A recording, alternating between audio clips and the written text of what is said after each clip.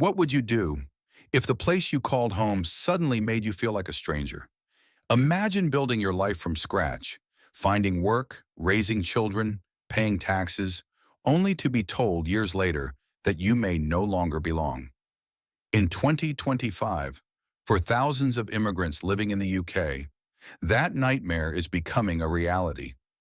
But the question remains, is the UK still safe for immigrants? This video will take you deep into the stories, the policies, and the hidden truths the headlines won't tell you. So don't go anywhere. The reality might shock you. In the early months of 2025, the UK government quietly rolled out a series of immigration policy changes, many buried deep in legal language most people didn't even notice. From rental restrictions to employment checks and even sudden deportation orders, the message was clear. Tougher rules are coming. What's worse, these policies didn't just target undocumented immigrants. They started affecting people with legal visas, long-term residents, even those who have lived here for decades. One man from Pakistan living in East London for 14 years was denied housing renewal without warning. A woman from Nigeria lost her job because her employer couldn't verify her immigration status due to a system glitch. Their stories aren't unique, they're multiplying. According to the UK Home Office, the country remains safe and welcoming for legal immigrants. But if you talk to people on the ground, they'll tell you a very different story.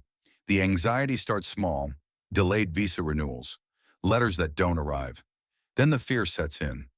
What if your visa expires before you get a reply? What if you lose your job, your home, and suddenly you're one email away from deportation? One mother said, "I send my children to school every day, not knowing if I'll be here to welcome them back." Is this what safety feels like? Let's go deeper. The UK's immigration system in 2025 has been compared by some experts to a digital fortress. Facial recognition at borders, AI-driven visa assessments. Landlords and employers are now legally required to report irregularities or face penalties. It's not just the law, it's the culture.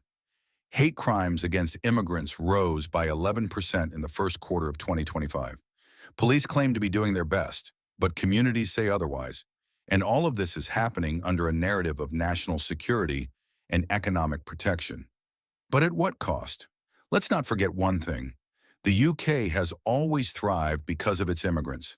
NHS, built on the shoulders of foreign doctors and nurses. Small businesses, majority run by hardworking immigrants.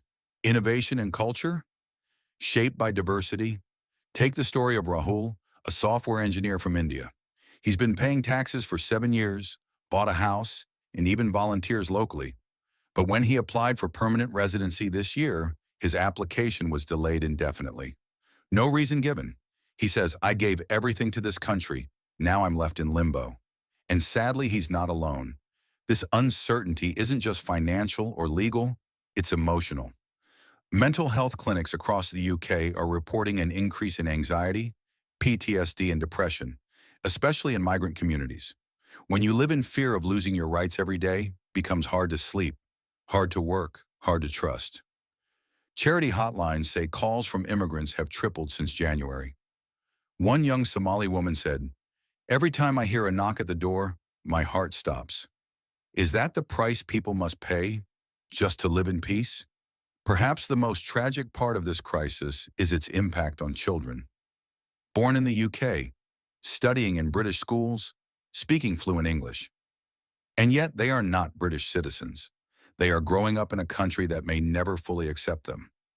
In 2025, more than 45,000 children of immigrants are now classed as stateless or pending status. Some are being denied school admissions. Others are at risk of being separated from their parents. We spoke to one 10-year-old boy who said, "My friends tell me to go back to my country, but this is my country." Despite the fear and injustice, there are still voices rising in solidarity. Human rights lawyers, activists, even some MPs are calling for reform. Petitions are flooding in. Marches are happening in London, Birmingham, and Glasgow. Because while the system may seem broken, the people are not giving up. Every voice matters. Every story counts. So is the UK still safe for immigrants in 2025? The answer isn't simple. For some, yes.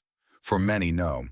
But one thing is clear, the future depends on what we do today. If you're an immigrant, stay informed. Know your rights, seek legal help. If you're a citizen, speak up. Support those around you. This isn't just about immigration, it's about humanity. To everyone watching this, if this story touched you, if you felt the pain, the fear, the injustice, please do something. Share this video. Talk about it.